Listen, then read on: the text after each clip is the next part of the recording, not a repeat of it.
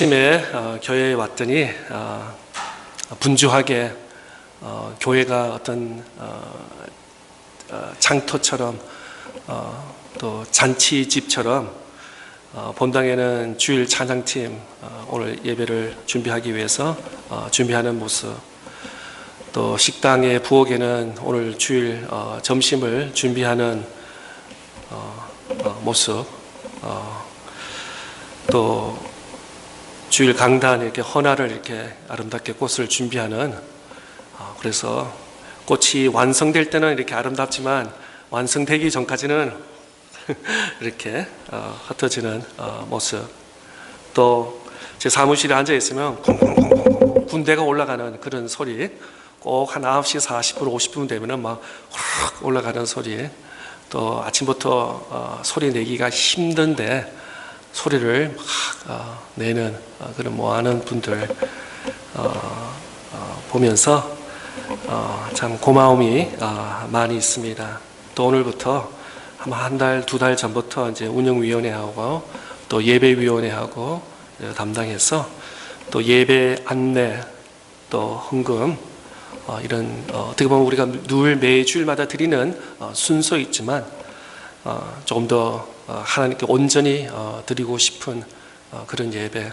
어떻게 보면 일주일에 한 주간의 삶을 보면서 다른 날은 아이들 학교 보내야 되고 또 직장 가야 되고 사업장 가야 되고 그냥 정말 얼마나 분주하게 바쁘게 한 주간을 사십니까?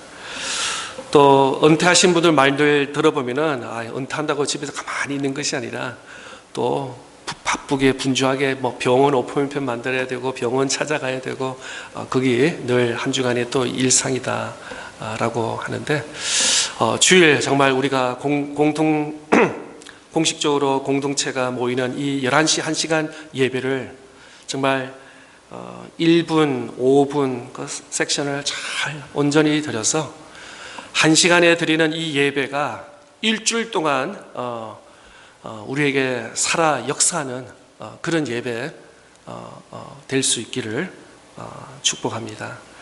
또 모든 예배를 돕는 손길 위에 다시 한번 이 시간을 비롯해 감사의 말씀을 드리고, 정말 섬기시는 교회 손길 모습을 바라볼 때 또 그들 마음속에 주님의 사랑으로 충만하시기를 바랍니다. 또 예배 11시 5분 전 10분 전에 이렇게 오셔서 예배 드린 또 우리 모든 성도들에게도 은혜와 축복이 될 줄 믿습니다. 지난 주일부터 마태복음 13장 말씀 중심으로 하나님의 나라의 비밀 이라는 주제의 말씀을 전가하고 있습니다. 지난 주일에는 그 첫 번째 씨 뿌리는 자의 비유의 말씀을 전가했습니다.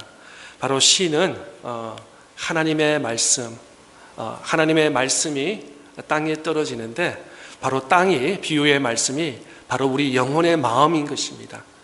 우리 마음, 하나님의 말씀이 우리 마음에 잘 새겨져서 정말 성경에 말씀하신 것처럼 30배, 60배, 100배의 말씀을 열매를 맺는 저와 여러분의 삶이 될 수 있기를 바랍니다. 예수님께서 마태복음 13장 비유의 말씀을 하시면서 시에는 문제가 없다, 또 하나님 선포되는 말씀에는 문제가 없는데 문제는 땅에 문제가 있다는 것입니다.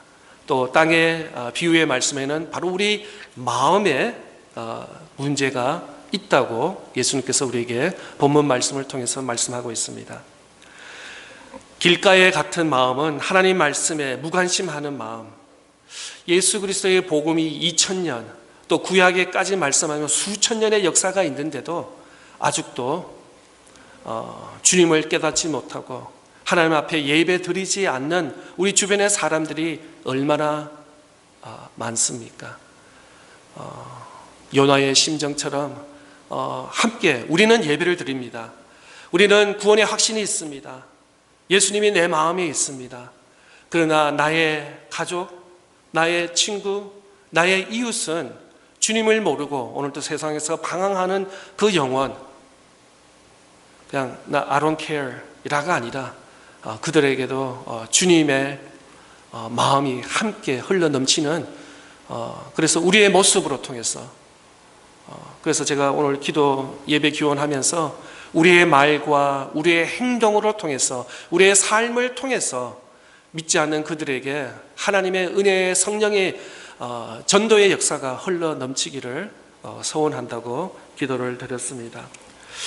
또 어떤 밭은 돌밭 같은 마음이 있었습니다. 감정적인 마음, 뿌리가 깊지 않는 마음, 또 가시 떨기 같은 마음, 세상 염려에 하나님 말씀을 들었지만 듣고 흘리고 마음에 두지 않고 오히려 내일부터 해야 할 일들, 업무들, 또 처리해야 될 일들의 무게가 더 높기 때문에 하나님의 말씀을 마음에 받지 못하는, 그러다 마지막으로 좋은 땅에서는 열매 맺는 마음을 가질 수 있기를 바랍니다. 이번 가을 학기부터는 우리 모든 성도들, 우리 교회 모든 어린아이부터 청년, 장년, 중년 모든 우리에게 정말 하나님의 말씀이 마음에 새겨져서 정말 30배, 60배, 100배의 열매를 맺는 정말 하나님의 말씀으로 충만하는 저와 여러분 다 될 수 있기를 바랍니다. 그러면서 예수님께서 기 있는 자들이라고 하면서 예수님께서 계속해서 비유의 말씀을 우리에게 전거하고 있습니다. 오늘 그 두 번째 하나님 나라의 비밀의 말씀은 알곡과 가라지의 비유 말씀입니다. 때로는 우리 주변에 교회도 많고 또 크리스찬이라는 그런 분들도 많이 있는데 신앙생활 하다가 또 교회 생활 하다가 상처를 입은 많은 그런 분들을 이야기를 듣기도 합니다. 그럴 때마다 또 주변에 가짜 교회 혹은 이단 같은 그런 교회가 많이 있는 것을 보게 됩니다. 뭐 뉴스에 들어서 여러분 많이 알겠지만 한국, 일본, 특별히 미국 뉴욕 도시에는 아직도 그 통일교회 그 영향이 굉장히 많다고 합니다.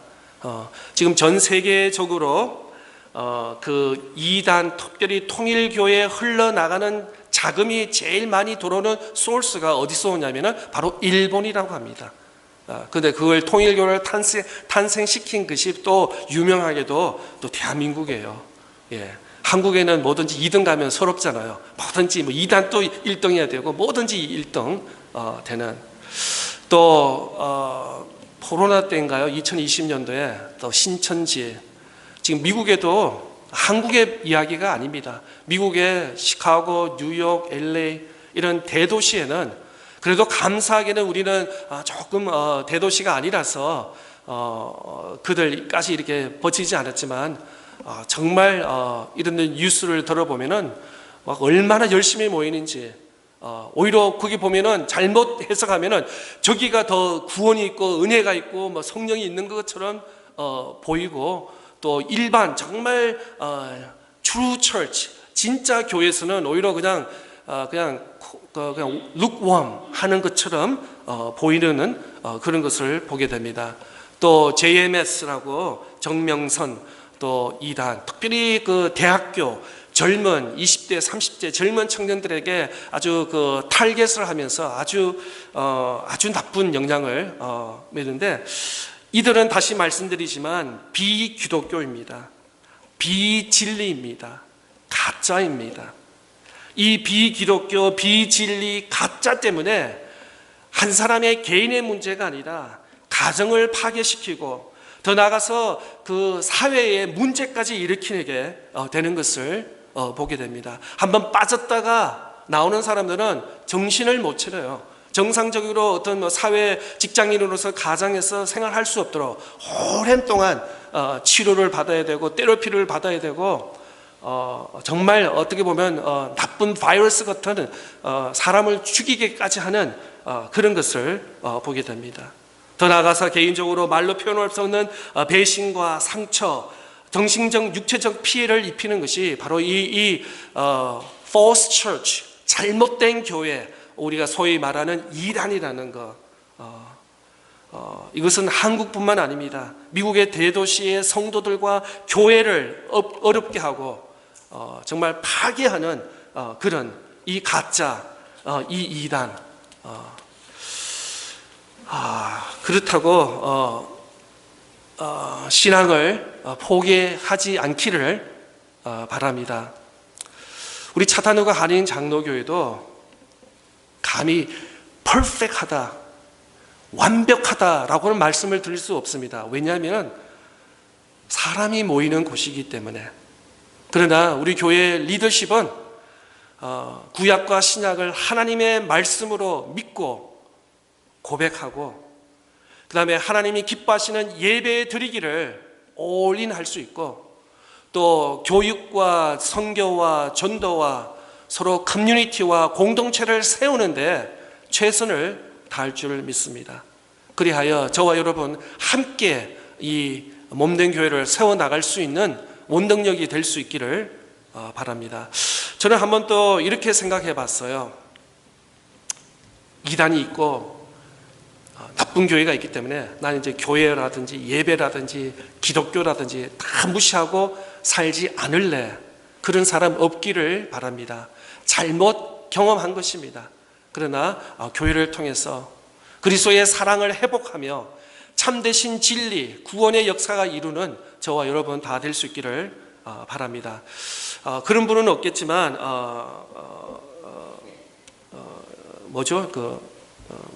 명품 핸드백이 있는데 진짜도 있고 가짜도 있더라고요. 저는 또 우리 집에는 저런 거 없습니다. 할렐루야. 저는 100불 이상 사지 않습니다. 예. 그런데 혹시 뭐 명품에 조금 관심이 있는 분은 알겠지만 진짜가 있고요, 가짜가 있습니다. 그래서 저는 개인적으로 진짜는 어떤 가방인가, 만약에 밖에 지금 소나기가 내린다고 가정을 했을 때 이 가방을 안에다 하고 차로 가는 것은 진짜 가방이고, 반대로 비가 오니까 내 머리가 중요하니까 내 머리에 비 맞으면 안 되니까 이렇게 해서 주차장에 가는 것은 가짜 가방이 아닌가. 저는 아주 심플하게 단순하게 그렇게 하는데 진짜 가짜, 오히려 가짜가 진짜 같은 그런 시대에 우리가 살고 있습니다. 저는 전문가가 아니기 때문에 전문가는 진짜와 가짜를 한번 나름대로 구별할 수 있는 어떤 스탠다가 있고 어떤 examination이 있으면서 그렇게 있으리라 생각합니다. 그런데 가짜 가방이 미국과 한국과 전 세계에 다 있다는 것은 널리 알려진 사실입니다. 그렇다고 해서 뉴욕 본사와 파리 본사에 가서 왜 가짜 가방이 이렇게 많습니까? 다 철수하라든지 없애라든지 진짜만 마켓에 있어야 되지 않을까라고 하는 사람은 없잖아요. 그죠? 그런 사람은 한번 손 들어보세요. 그런 사람 아무도 없습니다. 진짜도 있고 가짜도 있습니다. 그런데 또 한번 이렇게 생각해보세요. 왜 가짜가 있을까? 진짜 가치를 알기 때문에 그 주변의 사람들이 가짜를, 페이크를 만든다는 것이죠. 예. 진짜가 귀하고 보배롭고 정말 중요하기 때문에, 마찬가지 교회도 그렇습니다. 진리도 그렇습니다. 진리가 귀하고 보배롭기 때문에 그 주변에 이단이라는 가짜를 인도하는 그런 비진리자가 있다는 것입니다.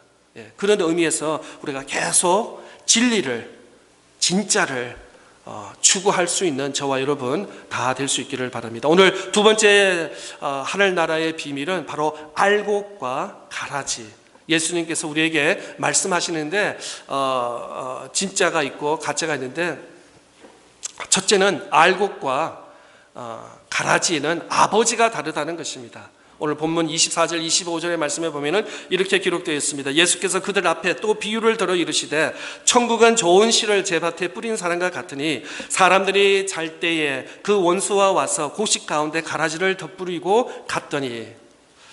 저는 개인적으로 농사 지은 경험이 없습니다. 또 가을든 정원 잘 못하는데 우리 또 어르신 가운데는 잘 아신 분 있지만 알곡, 왼쪽이 알곡이고 오른쪽에 가라지인데 보면은 구별이 되지 않아요.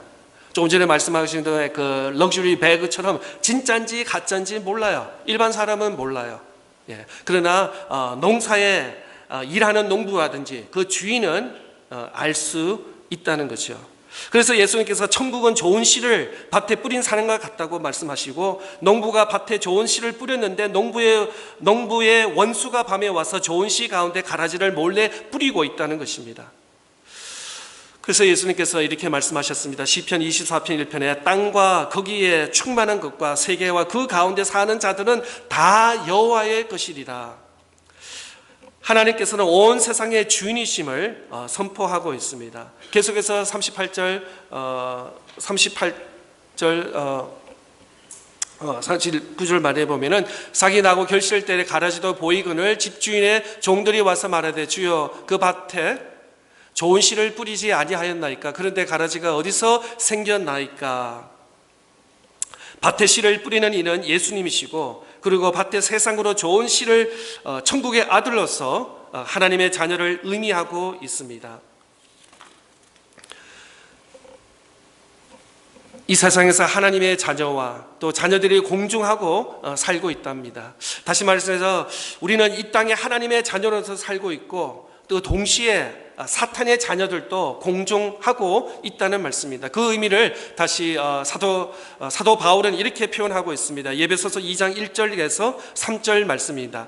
그는 허물과 죄로 죽었던 너희를 살렸도다. 그때 너희는 그 가운데서 행하여 이 세상 풍조를 따르고 공중의 권세 잡은 자를 따랐으니 곧 지금 불순종의 아들들 가운데서 역사하는 영이라. 전에는 우리도 그 가운데서 우리 육체의 욕심에 따라 지나며 육체와 마음에 원하는 것을 다른 이들과 같이 본질상 진노의 자녀이더니, 예수님을 믿기 전에는 우리는 모두 다 진노의 자녀로 살아갔으며 또 공중의 권세 잡은 자들의 마귀의 삶을, 구원의 확신이 없고 하나님의 자녀가 아니라는 것을 말씀하고 있습니다. 그러나 예수 그리스도로 말미암아 우리는 하나님의 백성, 하나님의 자녀, 또 용서함을 받고 하나님의 천국의 시민권을 다 받은 저와 여러분이라고 말씀하고 있습니다. 두 번째로 알곡과 가라지는 열매가 다르다고 말씀하고 있습니다. 26절 27절 말씀입니다. 삭이 나고 결실할 때에 가라지도 보이거늘 집 주인이 종들이 와서 말하되 주여 밭에 좋은 씨를 뿌리지 아니하였나이까? 그런데 가라지가 어디서 생겼나이까? 다시 보게 되면은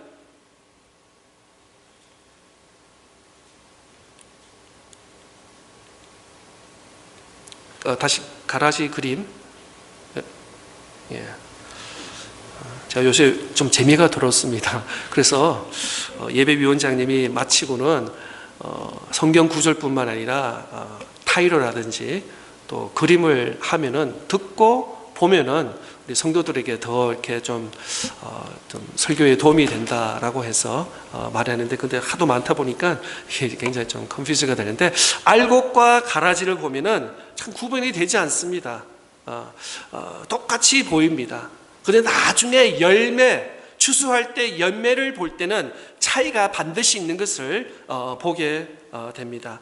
25절 26절 말씀 보게 되면 사람들이 잘 때 그 원수가 와서 고식 가운데 가라지를 덧뿌리고 갔더니 삭이 나서 결실에 따라 가라지도 보이거늘. 그렇습니다. 처음에는 알곡과 가라지가 동일하게 보이지만 나중에 추수할 때 가라지를 이렇게 보일 수 있게 되는 것을 보게 됩니다. 이때 종들이 와서 어떻게 할까요? 그럴 때 집주인이 종들이 와서 말하되 주여 밭에 좋은 씨를 뿌리지 아니하였나이까? 그런데 가라지가 어디서 챙겨나이까? 주인이 이르되 원수가 이렇게 하였구나. 종들이 말하되 그러면 우리가 가서 이것을 뽑기를 원하나이다. 종들의 좋은 씨를 심었는데 왜 가라지가 생겼냐고 이렇게 컴플레인하는 가운데, 그러자 주인은 원수가 이렇게 하였다 답하자 종들이 말하기를 우리가 가서 뽑기를 원하시니까 라고 주인에게 여짜올 때 주인께서 29절에 이렇게 말씀하고 있습니다. 주인이 이르되 가만두라. 가라지를 뽑다가 고식까지 뽑을까 염려하노라. 우리가 세상의 일치를 보면서 많은 안타까운 소식들을 뉴스를 통해서 또 다른 미디어라든지 어떤 다른 채널을 통해서 우리가 많이 받게 되면서 왜 때로는 이렇게 우리가 할 수 있습니다. 하나님이 정말 정의의 하나님이시고 살아계신 하나님이시면은 저 사탄 같은 죄와 악을 범하는 사람들을 하나님께서 와서 그들을 다 멸하지 아니하시냐라고 우리가 이렇게 말할 수 있을 것입니다. 그러나 오늘 알곡과 가라지의 비유를 말씀해 보면은 열매 때가 있다는 것입니다. 추수할 때가 있다는 것입니다. 혹시나 가라지를 제거하면서 알곡까지 다치게 할까봐 주인은 어떻게 합니까? 열매 맺을 때까지 추수할 때까지 기다린다는 말씀을 하고 있습니다. 요한 1서에 또 사도 요한은 이렇게 말씀하고 있습니다. 자녀들아, 내가 너희에게 쓰는 것은 너희 죄가 그 이름으로 말미암아 사함을 받았으며 예수 그리스도를 믿음으로 죄 사함을 얻었기에 죄를 미워하게 됩니다. 또 요한 1서 3장 9절에서는 하나님께로부터 난 자마다 죄를 짓지 아니하나니 이는 하나님의 씨가 그의 속에 거함으로 그도 범죄하지 못하는 것은 하나님께로부터 났습니다. 하나님께서도 난 자는 죄를 짓지 아니한다고 말씀하고 있습니다. 왜냐하면 믿는 자에게는 하나님의 말씀이 있기 때문에 죄를 미워한다는 것입니다. 그런데 물론 우리는 아주까지 구원을 받았습니다. 하나님의 영이 우리 안에 있습니다. 하나님의 말씀을 믿습니다. 그러나 아직까지 우리는 육신의 몸을 입고 이 땅에 살고 있기 때문에 죄 안에 거하지는 아니할지라도 죄가 서그머니 지나치기도 하고 또 주변에 있는 것을 우리가 부인할 수 없는 것입니다. 우리는 하나님 앞에서 어떠한 열매를 맺고 있는지 나 자신을 잘 살펴볼 수 있기를 바랍니다. 알곡과 가라지 구분하기도 힘들고 같이 자란다는 거예요. 그런데 결국은 열매 맺을 때, 추수할 때 분명히 차이가 난다는 것입니다. 그럴 때는 주인과 또 농부들은 가라지를 먼저 차단한다는 것을 오늘 비유의 말씀으로 우리에게 말씀을 전하고 있습니다. 세 번째로 알곡과 가라지는 영원한 처소가 다르다는 것입니다. 영원한 처소가 다르다는 것입니다. 오늘 본문 마지막 30절에 이렇게 기록되고 있습니다. 둘 다 추수 때가 함께 자라게 두라. 추수 때에 내가 추수꾼들에게 말하기를 가라지는 먼저 거두어 불사르게 단으로 묶고 곡식은 모아 내 곡간에 넣으라 하리라. 주님은 가라지를 미리 뽑지 말라고 말씀하시고, 왜냐하면 가라지를 뽑다가 곡식까지 뽑을까 염려하기 때문에 말씀하고 있습니다. 그러나 주님께서는 추수 때가 있을 것이다 라고 말씀하고 있습니다. 다시 30절 말씀해 보면은 둘 다 추수 때까지 함께 자라게 두라. 추수 때 내가 추수꾼에게 말하기를 가라지를 먼저 거두어 불사르게 단으로 묶고 곡식은 모아 내 곡간에 넣으라 하리라. 주님은 추수 때에 일어날 때에 대하여 분명히 말씀하고 있습니다. 가라지는 먼저 거두어 불사르게 단으로 묶고 있습니다. 그러나 주님은 곡식은 모아 주님의 곡간에 넣으라 하신 것입니다. 주님은 미래에 받을 추수에 대하여 경고하고 있습니다. 가라지는 풀물불에 던져질 것이지만 의인들은 하나님의 나라에 와서 해와 같이 빛날 것이다 라고 약속하십니다. 마태복음 13장 42절과 43절의 말씀에 보면 풀물불에 던져 넣으리니 거기서 울며 이를 갈게 되리라. 그때의 의인들은 자기 아버지 나라에서 해와 같이 빛나리라. 기 있는 자들 들을지어다. 주님은 알곡과 가라지를 비유를 통해서 이 세상에 알곡과 가라지가 있다고 우리에게 경고의 말씀을 하고 있습니다. 처음에는 알곡과 가라지를 눈으로 구분할 수 없다고 말씀하지만 그들의 열매는 알곡인지 가라지 구분되어야 된다고 말씀하고 있습니다. 정말 우리는 이제 마지막 때에 우리가 살고 있습니다. 편안한 시대는 알곡과 가라지가 구분이 되지 않습니다. 그러나 시험 들고 위험한 순간, 어떤 급한 어려운 시간에는 우리가 알곡과 가라지가 분명히 구분되는 것을 우리는 보게 됩니다.